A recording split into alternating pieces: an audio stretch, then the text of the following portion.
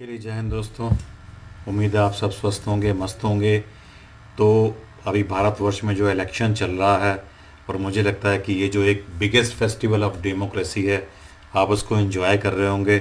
उम्मीद है घर बैठ करके आप नहीं कर रहे होंगे, बल्कि आप इलेक्टोरल प्रोसेस में अपने आप को इन्वॉल्व कर रहे होंगे। और कोशिश आप लोग की यही होगी कि अच्छी सरकार चुन के आए, अच्छी गवर्नमेंट चुन के आए, जिससे देश का थोड़ा भला हो, देश की थोड़ी तरक्की हो। इकोनॉमिक कंडीशंस जो नीचे हैं, पावर्टी लाइन के नीचे, उनकी इकोनॉमिक कंडीशन सुधरे।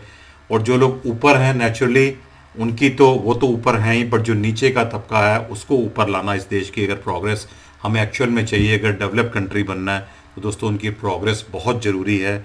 इकनॉमी का एक अच्छा माहौल होना चाहिए, इकनॉमिक ग्रोथ का, बिज़नेस की अपॉर्चुनिटीज़ बढ़नी चाहिए। मैं आपसे यहाँ ये नहीं कहूँगा कि सरकारी नौकरियाँ आनी चाहिए, बिकॉज़ मैं इस फंडे पे बिलीव नहीं करता कि सरकार जो है नौकरियों को जनरेट करे।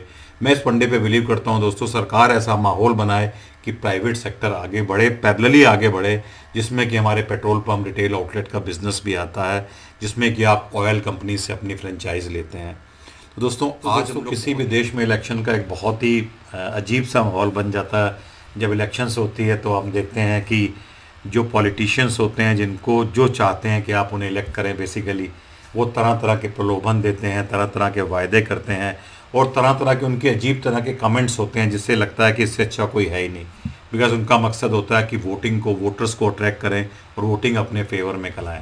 दोस्तों लेकिन हमारी जिम्मेदारी है कि हम अच्छे और उनको समझ बुझ के कि हम जिस बंदे को चुन रहे हैं वो प्रॉपर उसके लिए डिज़र्व करता है कि नहीं करता दोस्तों, तो ये बहुत इंपॉर्टेंट हो जाता है। और दोस्तों ये इंटरनेशनल लेवल पे लागू होता है, हर कंट्री में दोस्तों यही सिचुएशन है। आप अगर कुछ लोग करंट अफेयर्स हैं उनको अगर फॉलो करते हैं, मेरा तो बड़ा ही जियो पॉलिटिक्स में और इंटरनेशनल लेवल पे क्या चल रहा है बड़ा इंटरेस्ट रहता है मेरा। दोस्तों मैं देख रहा था कि जो बाइडन ने भी ऐसा कमेंट दिया है, जिसमें उसने इंडिया, जापान, चाइना के बारे में कहा कि ये कंट्री क्यों नहीं प्रोग्रेस कर पा रहा, लेकिन इनकी इकोनॉमी क्यों नहीं कर पा रही। ये उनका शायद मुझे लगता है आज का स्टेटमेंट है। उन्होंने इसके पीछे बताया कि जेनोफेबिया को उन्होंने उसका रीज़न दिया है। तो दोस्तों एक पॉलिटिकल स्टेटमेंट है जिस पे बहुत ही कंट्रोवर्सी हो गई है कि ये जो कंट्रीज़ के लोग हैं ये इसलिए डेवलप नहीं कर पा रहे, इकोनॉमी डेवलप नहीं कर रही, क्योंकि ये लोग जो है बाहर के लोगों को आना नहीं देना चाहते, उनसे इंटरेक्ट नहीं करना चाहते, उनको इंटरटेन नहीं करना चाहते अपने कंट्री में। दोस्तों मुझे लगता है कहीं ना कहीं गलत है। एटलीस्ट भारत के बारे में तो हम सब जानते हैं कि हम लोग अपने जो है बाहर से आने वाले लोगों को भी अपना भगवान मानते हैं। तो चलिए हम इस पर बहुत डिबेट नहीं करते, क्योंकि ये पॉलिटिकल मैटर्स होते हैं और सब जगह होते हैं, चाहे वो डेवलप कंट्री हो, चाहे वो अंडर डेवलप कंट्री हो, या जिस तरह की कंट्री हो। लेकिन मुझे कहीं ना कहीं लगता है दोस्तों, इतनी अवेयरनेस है तो एक भाषा की, एक इंटेंट की मर्यादा हर जगह होनी चाहिए। तो दोस्तों आज हम लोग बहुत ही इंपॉर्टेंट एक मैटर पे बात करने वाले हैं। लोगों ने हमारे जो टेलीग्राम ग्रुप हैं, जिसमें एक एनओसी के प्रोसेस का भी एक हमने नया ग्रुप बनाया था, क्योंकि आप में बहुत सारे लोग एनओसी के प्रोसेस में आ ही गए हैं। आप लोग उस पर बहुत सारे एनओसी के जो छोटे छोटे पॉइंट्स हैं उनको डिस्कशंस कर रहे हैं। ऑल अबाउट पेट्रोल पंप्स तो अपनी जगह चल ही रहा है, और हमारा जो सन की डिज़ाइनर एक ब्रॉडकास्टिंग का चैनल है टेलीग्राम पे, वो भी चल रहा है दोस्तों। तो दोस्तों अगर आप इसके मेंबर नहीं तो मैं चाहूँगा कि आप आइए इसकी मेंबरशिप्स ले लीजिए, बिल्कुल फ्री ऑफ कॉस्ट है। आप भी उस डिस्कशन को एंजॉय कर सकते हैं। लोग के अपने इनपुट्स आते हैं, लोग अपना अपना जो है एक्सपीरियंस शेयर करते हैं, और मुझे लगता है काफ़ी इंसाइटफुल है जब आप लोगों के व्यूज़ सुनते हैं। और लोग आपस में झगड़ा भी करते हैं, नेचुरली जब एक फैमिली होगी तो थोड़े बहुत डिफरेंस ऑफ ओपिनियन भी होंगे दोस्तों। तो आज हम दोस्तों एक बहुत ही इंपॉर्टेंट टॉपिक को डिस्कस करेंगे कि जो रिटेल फ्यूल इंडस्ट्री है, इसमें कुछ आप लोग के इनपुट बड़े ही डिफरेंट टाइप के हैं। कुछ पार्टनरशिप से कंसर्न है, कुछ कंसल्टेंसी से कंसर्न है, कुछ इसमें ऑयल मार्केटिंग कंपनी के जो ऑफिशियल्स हैं जो आपको रिकमेंड करते हैं उनका भी इसमें रोल है, और जो कंसल्टेंट हैं, जो आपके पार्टनर्स हैं, उनका क्या बेसिकली एक रोल रहता है, उसको हम दोस्तों डिस्कस करेंगे। तो बहुत इंपॉर्टेंट वीडियो है, कहीं ना कहीं हमारे और आपके जो एक जो हमारी इमोशंस हैं उनको भी टच करती है और हमारी अंडरस्टैंडिंग को भी टच करती है।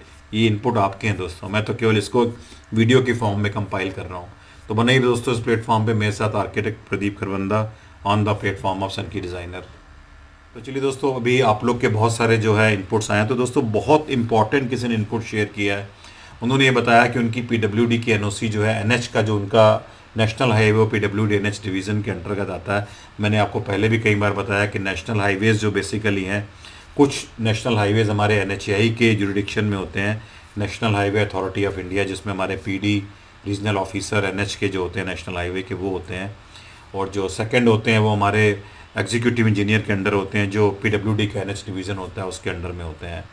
वो जो प्रपोज़ल होते हैं वो एग्जीक्यूटिव इंजीनियर से फिर हमारे जो सुपरिटेंडिंग इंजीनियर को जाते हैं फर्दर, और सुपरिटेंडिंग इंजीनियर से फिर वो चीफ इंजीनियर को जाते हैं। उसके बाद दोस्तों वो रीजनल ऑफिसर्स को जाते हैं MORTH के, जो ministry of road transport highways है। तो यहाँ थोड़ी सी प्रक्रिया लंबी होती है। तो किसी ने बताया कि उनका पीडब्ल्यूडी का केस है।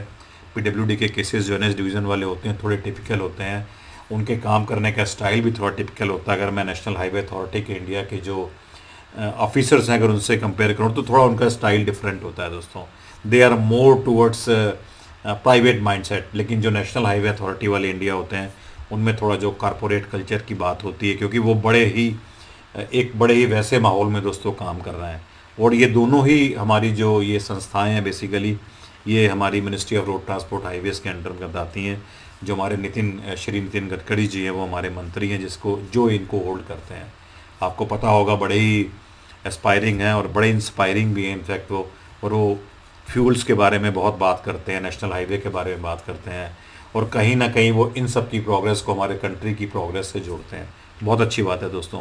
तो चलिए मुद्दे पे आते हैं। अब किसी का अपना केस है, वो पीडब्ल्यूडी में फंसा हुआ है, कुछ रीजंस हैं नॉन कंप्लायंस के, तो केस आगे बढ़ नहीं पा रहा।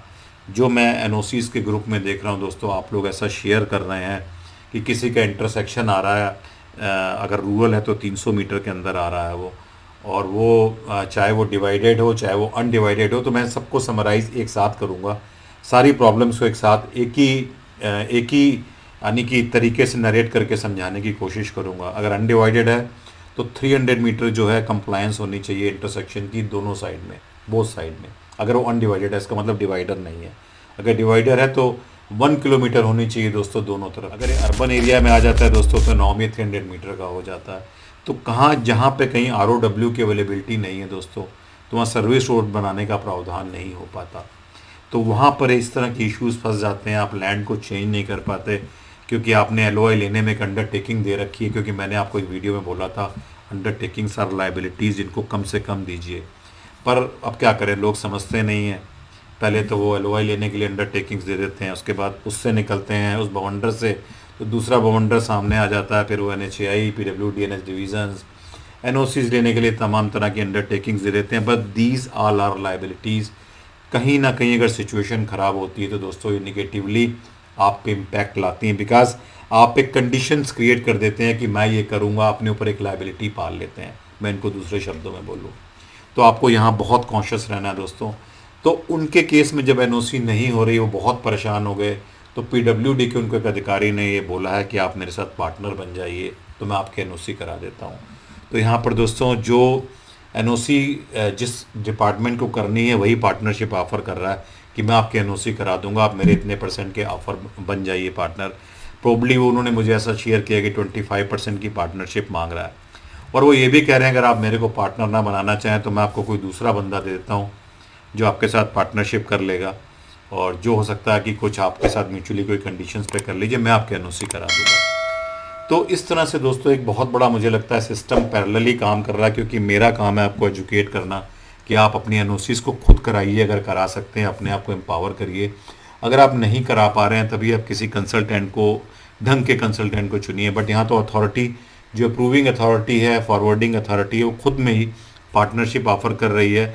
और नॉन कंप्लायंस का केस है दोस्तों, मैं कैसे वो एक कह रहे हैं कि मैं कर दूंगा अगर आप मेरे साथ जो है पार्टनरशिप कर लीजिए। दोस्तों ऐसा मैंने लॉ के स्टडीज़ के दौरान बहुत सुना था कि कुछ एडवोकेट्स भी ऐसे केसेस ले लेते हैं और उसमें पार्टनरशिप की हिस्सेदारी कर लेते हैं। उस केस में वो फ़ीस नहीं लेते, बल्कि वो ये कहते हैं कि मुझे इस केस में पार्टनर बना लीजिए। उनको लगता है इसमें दम है, कुछ ना कुछ हो जाएगा, तो उसमें वो केस जो है फिर फ्री ऑफ कॉस्ट लड़ते हैं।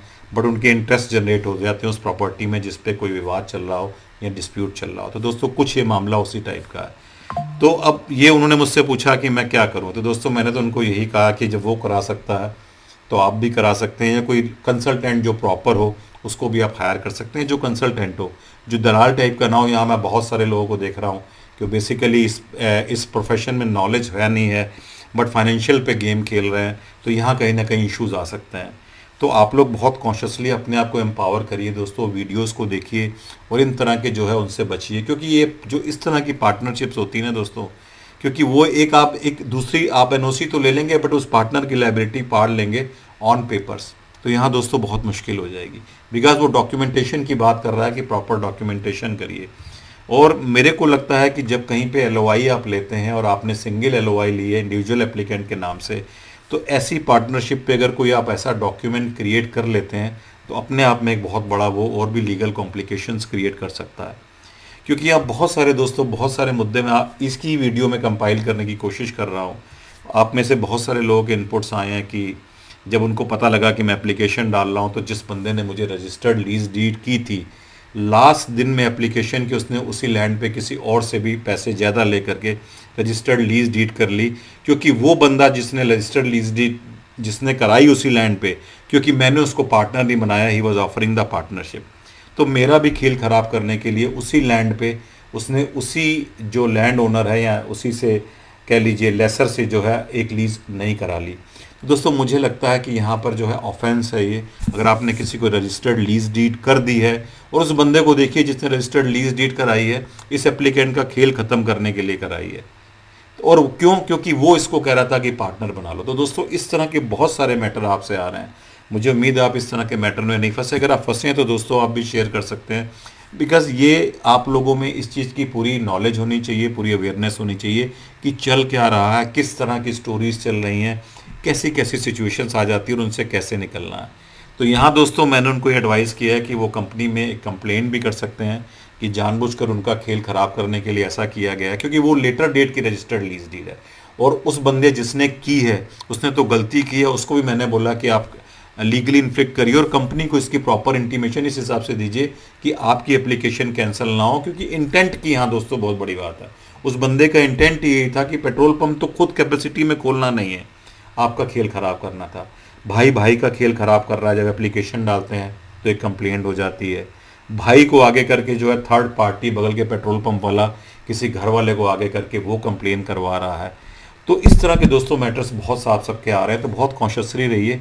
मैं बार बार आपसे कहता हूँ, सबका एक ही तोड़ है, अपनी एनओसी को चुपचाप कराइए दोस्तों। बहुत शोर मत मचाइए। आप बहुत शोर मचाते हैं, पता नहीं क्यों मचाते हैं। पेट्रोल पंप भी तो लगा रहे हैं दोस्तों, ठीक है? तो आप इतना शोर क्यों मचा रहे हैं? चुपचाप अपना काम करिए ना घर बैठ के। पूरी पॉसिबिलिटी है, काम तो तब भी होना है। क्यों दुनिया भर में शोर मचा रहे हैं? डिस्प्यूट्स क्रिएट हों, क्योंकि कोई किसी को आगे बढ़ता हुआ देख नहीं सकता, ऐसा आप ही लोग बोल रहे हैं दोस्तों। तो बहुत सावधानी से दोस्तों अपना काम करिए, चुपचाप करिए, एनओसी सारी हो जाएंगी।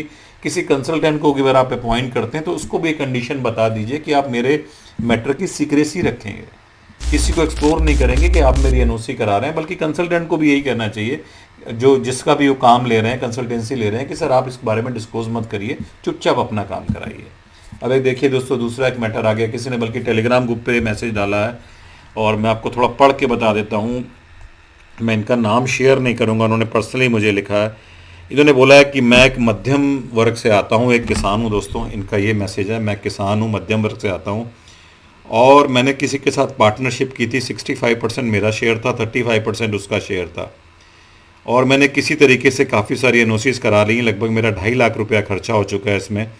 और इन्होंने हिंदी में, इंग्लिश में टाइप करके हिंदी में मैसेज लिखा है को आगे के खर्चे के लिए जब मैंने अपने पार्टनर से बोला कि आप कर दीजिए, तो उसने बोला कि मैं तो नहीं कोई भी खर्चा करूंगा, खर्चे सारे आपको करने हैं। वो ऑन द रिकॉर्ड पार्टनरशिप में दोस्तों एप्लीकेशन जो है पार्टनरशिप में जमा हुई है। दूसरा पार्टनर जो 35% का शेयर रखता है, 65% वाले गरीब किसान है, ज़मीन इनकी है, एनओसी में पैसा ये लगा रहे हैं। इनका ये कहना है, जब वो उससे बोलते हैं दोस्तों कि आप भी कुछ पैसा लगाइए बिकॉज मेरे पास तो पैसे की शॉर्टेज है, वो बोलता है जी मैं तो आपको कंसल्टेंट हूँ, मैंने तो एडवर्टीज़मेंट निकलवाया है और मैं आपको कंसल्टेशन दे रहा हूँ एक तरीके से। तो आप मैं आप इसमें क्या शेयर लगाऊँ? मैं तो शेयर 35% को, मैं कोई भी खर्चा नहीं करूँगा, मैं आपको गाइड कर रहा हूँ, आपको सब कुछ कर रहा हूँ। तो जो बंदा 65% का एप्लीकेंट है दोस्तों, वो खर्चा भी अपना कर रहा है, ज़मीन भी उसकी है, जिसको पार्टनर बनाया दोस्तों रिकॉर्ड पे वो फ्री फंड का है दोस्तों। तो मैं जानना चाह रहा हूँ, उन्होंने मुझसे कहा कि मैं बहुत टेंशन में हूँ, मुझे कुछ समझ में नहीं आ रहा, मैं आधे रास्ते में फंस गया हूँ, मैं क्या करूँ? बिकॉज़ मैंने आपको पार्टनरशिप की जब एक बनाई थी वीडियो, तो मैंने आपको बताया था कि पार्टनरशिप्स में कॉम्पिटेबिलिटी और कंडीशंस बहुत इंपॉर्टेंट होती हैं। अब ये लीगल एक बाइंडिंग चीज़ है दोस्तों, एप्लीकेशन भी डाली है। अगर पार्टनरशिप ब्रेक करते हैं आज की स्थिति में तो पूरा एप्लीकेशन का जो प्रोसेस है वो ख़त्म हो जाएगा और एनओसी का प्रोसेस जो है वो स्टैंड स्टिल कर जाएगा। किसी को अगर आप 1% का भी शेयर दोस्तों कहीं देते हैं तो एक चार्ज क्रिएट होता है, एक लीगल टर्म होता है, चार्ज वो क्रिएट हो जाता है। तो ये कह रहे हैं कि मुझे बताइए, मैं आपकी वीडियो से बहुत इंस्पायर होता हूँ, मैं बहुत उम्मीद लगाया बैठा हूँ। ड्राफ्ट डीड बनाते समय मुझसे कोई सलाह मैंने नहीं करी, मैं बहुत टेंशन में हूँ, आप मुझे बताइए मैं क्या करूँ। तो दोस्तों मैं आपसे पूछना चाह रहा हूँ कि इन भाई साहब को जो एक मुसीबत में फंस गए, इनको क्या सलाह दी जाए। आप क्या सलाह देंगे? इन्होंने पार्टनर तो बनाया है लेकिन कंडीशंस क्या तय की हैं? ना तो मैंने इनकी पार्टनरशिप की डीड देखी है जहाँ पर कुछ रिस्पॉन्सिबिलिटीज़ असाइन की हो। 35% का पार्टनर दोस्तों कुछ भी करने को तैयार नहीं है। इनका सरदर्द बन गया है, इनके सर पे इनकी गोद में आके बैठ गया है कि आप मुझे खिलाओ, आप अभी एनओसीज लेके आओ, आप बाद में सारा कुछ करो, लैंड को डेवलप करो, कंस्ट्रक्शन करो। शेयर क्योंकि मैं 30% 5% का पार्टनर हूँ, चाहे मैं इन्वेस्टमेंट करूँ चाहे ना करूँ वो मुझे आपको देना पड़ेगा। बिकॉज एलओआई में जो इशू हुआ पार्टनरशिप में उनका भी एक होल्ड है 35% का। तो दोस्तों ये कुछ छोटी छोटी बातें हैं जिनको मैं बार बार कहता हूँ कि आप बहुत ध्यान रखिए। पार्टनरशिप में ऐसे लोगों को पार्टनर्स मत बनाइए या सिस्टम में ऐसे लोगों को इन्वॉल्व मत करिए। कुछ कंसल्टेंट ही दोस्तों मैं देख रहा हूँ वो पार्टनरशिप ऑफर कर रहे हैं एनओसी कराने के लिए। ऐसे इनपुट्स आपसे हैं। छत्तीसगढ़ से मुझे किसी ने शेयर किया है कि कंसल्टेंट बोलता है मैं आपके एनओसी कर दूंगा। बिहार से भी किसी ने बोला है कि आप मुझे इतने % का शेयर दे दीजिए, मैं आपसे कोई चार्जेस नहीं लूँगा, जो एक्चुअल खर्चे आएंगे एनओसी कराने के मैं दे दूँगा। तो कंसल्टेंट के लिए या दलाल के लिए दोस्तों ना तो हींग लगे ना फटकरी, रंग चोखा ऐसी ना हो। तो मुझे लगता है कम से कम 10-15 पेट्रोल पंप में तो अपनी वो पार्टनरशिप कर ही लेगा। तो यहाँ लोग जिनकी एनओसी नहीं हो पा रही वहाँ पर कंसल्टेंट जो है या जो लोग दलाली कर रहे हैं दोस्तों पार्टनर बनाने की बात कर रहे हैं, बल्कि रिकमेंड भी कर रहे हैं। आपकी एनओसी नहीं हो पा रही, मैं आपको पार्टनर दे रहा हूँ। दोस्तों आपको अगर पार्टनर की ज़रूरत थी तो शुरू में लेते, आप उसकी कॉम्पिटेबिलिटी देखिए, उसका इंटरेस्ट देखिए। जिस बंदे का इस प्रोफेशन में इंटरेस्ट नहीं है तो पैसा लगाए, स्लीपिंग पार्टनर की तरह रहे, चलिए शेयर ले ले, कुछ इन्वेस्ट करे। जो बंदा आपके साथ लग के काम नहीं करा रहा, आपके साथ दर्द को नहीं महसूस कर रहा है, इस जर्नी में आपके साथ नहीं दोस्तों, आप ऐसी लाइबिलिटी पाल के क्या करेंगे। ऐसी छोटी छोटी बहुत सारे इनपुट्स आपके आ रहे हैं दोस्तों। मैं एक बड़ा मैसेज दे रहा हूँ इस वीडियो से, उस मैसेज को समझिए और आप लोग बहुत बच के चलिए। आप लोग प्राइवेटली अपने काम को करिए, ये आपके लिए बहुत अच्छा होगा। पार्टनरशिप इन सब चीज़ों में जाने से दोस्तों कोई फ़ायदा नहीं है। ये बिज़नेस वैसा नहीं है कि इसमें आपको बीसीओ पार्टनर की ज़रूरत पड़े। आपको लगता है कि सारी एनओसी सारा प्रोसेस होने के बाद आपको किसी पार्टनर की ज़रूरत है कंस्ट्रक्शन में पैसा लगाने के लिए, वो एक डिफरेंट स्टोरी है, वहाँ आप कर सकते हैं। बट इस तरह की कंडीशनल पार्टनरशिप जहाँ बंदा जो है आपको एक्सप्लॉइट कर रहा है यहाँ पे कि मैं ये काम करा दूंगा मुझे पार्टनर कर लीजिए, आप नहीं करा पा रहे हैं दोस्तों। मुझे लगता है यहाँ आपको सोचने की ज़रूरत है। तो बहुत बच के चलिए और अपने इंटरेस्ट को सेफ गार्ड करिए। बिकॉज ऐसा ना हो कि आप शॉर्ट टर्म गेन के लिए लॉन्ग टर्म्स की कोई प्रॉब्लम्स को आप कर लें। ये इनपुट्स आपके हैं दोस्तों, और मुझे लगता है कि हर स्टेज पे हमें बहुत कॉन्शियस रहना है, क्योंकि ये एक प्रोसेस है जिसकी बात कर रहा हूँ। हर प्रोसेस में थोड़ी सी इंट्रेंसेस आएंगी, प्रॉब्लम्स आएंगी। जब हम गाड़ी सड़क पे लेके चलते हैं दोस्तों, बम्पर्स भी आते हैं, स्पीड ब्रेकर्स भी आते हैं, डिवाइडर्स भी आते हैं, हम सब जानते हैं, ठीक है, रेड लाइट्स भी आती हैं। और हमारे पास एक ब्रेक होती है। ब्रेक क्यों होती है आपको मालूम है? कुछ लोग कहेंगे ब्रेक इसलिए होती है स्पीड कम कर पाएँ। मेरा है मानना कि ब्रेक गाड़ी में इसलिए होती है कि गाड़ी आप तेज़ चला पाए, बट जब ज़रूरत हो तो आप उसकी स्पीड को स्ट्रीमलाइन कर लें एज़ पर सिचुएशन। कहीं स्पीड कम करनी कर लें, बढ़ानी है, एक्सेलरेट करना तो एक्सेलरेट कर पाएँ। बहुत इंपॉर्टेंट है दोस्तों, मैसेज बहुत बड़ा है। बहुत बच के चलिए, अपने इंटरेस्ट को सेफ गार्ड करिए। आप प्रोसेस में अगर नहीं पावर हो पा रहे हैं तो किसी सही बंदे का साथ लेकर के चलिए, गाइडेंस लेके चलिए। किसी से गाइडेंस मांगने में कोई बुराई नहीं। बहुत से लोग पर्सनल मैसेज करते हैं कि मैं आपकी जो है आपके क्वेश्चन भी आपसे पूछना अफोर्ड नहीं कर सकता, 1500 रुपये दे करके मुझे बता दीजिए। बहुत से लोगों को मैं आपको बताता हूँ, बहुत सारी बिजीनेस रहती है उसके बाद भी बताता हूँ। बहुत से लोग कहते हैं आपकी मेंबरशिप नहीं ले सकता बिकॉज उसके भी आप चार्जेस लेते हैं, पर मुझे थोड़ा गाइड कर दीजिए। मेरी कोशिश होती है उनको भी गाइड करूँ दोस्तों, क्योंकि ऑब्जेक्टिव यहाँ ये नहीं है इस एज में, इस सिचुएशन में आके इतने एक्सपीरियंस के बाद कि मैं उनसे कुछ अर्न कर लूँ। नेचुरली अर्न करना तो एक मकसद सभी का होता है, बट यही केवल सोल मकसद नहीं है। तो यहाँ दोस्तों आप थोड़ा बच के चलिए, अपने आप को कॉन्शियस रखिए। मैंने छोटी सी वीडियो से आपको बहुत बड़ा मैसेज देने की बात करी है। पेट्रोल पंप लगाना दोस्तों मैं फिर भी कहूँगा बहुत आसान है, किसी एस्टेब्लिशमेंट को लगाना, उसको चलाना बहुत मुश्किल है। उसकी इंट्रिकेसीज़ को समझिए बिजनेस की, तभी आप इसमें आगे बढ़िए। हाँ दोस्तों, मैं फिर यहाँ एक बात ज़रूर कहूँगा, अगर आपने वीडियो को शेयर नहीं किया तो बहुत बुरा होगा। अगर आपने वीडियो को लाइक नहीं किया तो इस समय फिर मैं इसमें बुरा मानूंगा इस बारी, और मैं चाहूँगा कि आप लोग सब लोग जो है कम से कम चैनल को तो दोस्तों औरों को इनकरेज करो कि वो इसको सब्सक्राइब करें, बेल बटन दबाएं, जिससे उनको नए नए नोटिफिकेशन आते रहे। अभी बहुत कुछ आना है दोस्तों, बीच बीच में गैप हो जाता है बिजनेस की वजह से, मेरे कुछ अपने भी पर्सनल वर्क्स रहते हैं और कुछ प्रोफेशनल वर्क में बहुत बिजी रहते हैं। आजकल बहुत कुछ वैल्यूएशंस का लोड है दोस्तों, मैं आपसे क्या बताऊं, बहुत सारी वैल्यूएशन है, मुझे लगता है 60 वैल्यूएशंस बाकी हैं जो आपका लीज रेंट डिसाइड करती हैं कंपनीज़ के लिए, और बहुत अर्जेंट मांगते हैं दोस्तों। मुझे समझ नहीं आता, ऑयल मार्केटिंग वाले अभी कहते हैं वैल्यूएशन दे दो, कहते हैं कल दे दीजिए, तो इससे बहुत सारे प्रेशर्स आते हैं। बट वैल्यूएशन से लीज रेंट कैसे डिसाइड करते हैं, ये भी एक टॉपिक चलिए आ गया, इसको अगली वीडियो में एक्सप्लेन करूँगा दोस्तों। तो बहुत कॉन्शियस रहिए, स्वस्थ रहिए, मस्त रहिए। चैनल को दोस्तों जो है औरों को भी शेयर करते रहिए, एनकरेज करिए कि वो लोग उसको ज्वाइन करें। Thank you very much for being on this platform. So Pradeep Kharbanda signing of.